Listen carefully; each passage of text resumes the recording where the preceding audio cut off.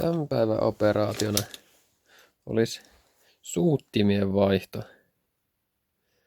No tietty isompiin taas.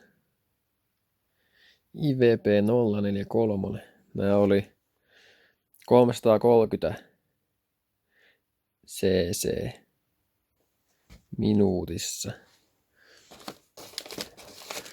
Ja nämä vanhat tosiaan, nämä oli Fordka Turbosta nämä vanhat, niin nämä oli 232 cc minuutissa, että ne on aika paljon pienemmät nämä vanhat.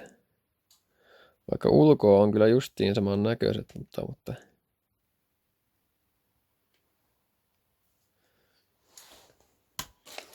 silti on tuottoa paljon vähemmän. Nämä tosiaan löytyi jostain moottoripyörästä nämä. Tämä näin, niin jostain kaksisylinterisestä se oli. En kyllä, ne ainakaan verta vähän tullut jostakin. No ei anneta se häiritä. Tosiaan moottoripyörästä nuo oli jostain peräsi. Tosiaan ne sitten vaihtaan tähän nyt seuraavaksi.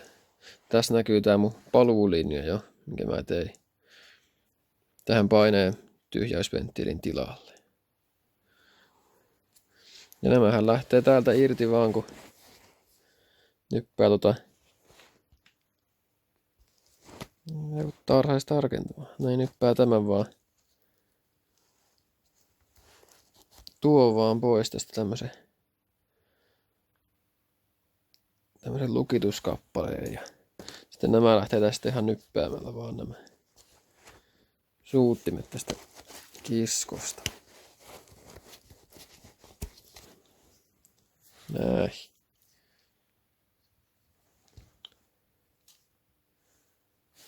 Mitkäs nämä vanhat oli? Nämä oli jokut IVP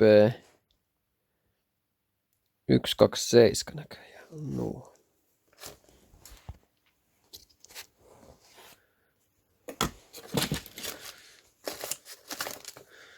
Ettei varmaan mitään eroa ole.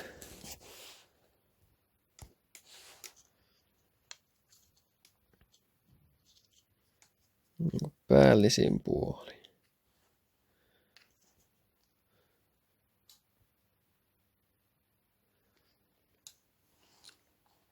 Juu, semmoset tulee sinne nyt seuraavaksi. Saa nähdä miten toimii. Ja tosiaan näähän tulee sen E85 takia.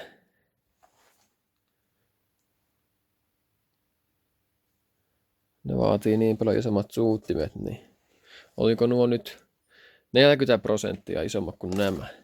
Tai jotain sitä luokkaa. Vai oliko ne vähän isommat enemmänkin vielä? Tai enemmänkin sitä koko eroa. No tosiaan etanolia tästä tulee nyt seuraavaksi sitten käyttöön. Lähtee sen takia suuttimia päittää. Ja tosiaan tämä tänne vaihoin viimeksi tänne tähän hihnapyörän tohon noin. Se on siinä.